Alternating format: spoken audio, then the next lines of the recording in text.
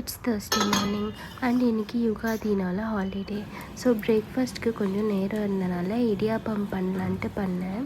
இடியாப்பம் பண்ணுறது ரொம்ப ஈஸி. ஏதோ ஒரு ரெடிமேட் மாவு தான் நான் யூஸ் பண்ணுவேன், டபுள் ஹார்ஸ் அந்த மாதிரி.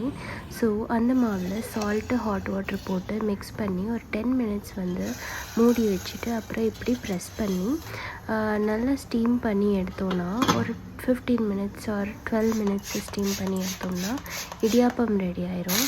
அதுக்கு காம்பினேஷனாக எனக்கு ஏதாவது ஒரு ஸ்பைசி வேர்ஷன் சாப்பிட்ணும் போல் இருந்துச்சு. ஸோ நான் என்ன பண்ணேன்னா கார்லிக் வரமிளகா இது ரெண்டையும் கொஞ்சம் கோகோனட் ஆயில் ஊற்றி நல்லா சாட்டே பண்ணிட்டேன்.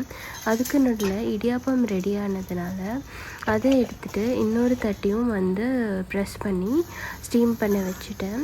இந்த சாட்டே பண்ண 2 இன்க்ரீடியண்ட்டையும் சால்ட் கூட சேர்த்து கொஞ்சோண்டு தண்ணி ஊற்றி இந்த மாதிரி பேஸ்ட்டாக அரைச்சிடணும்.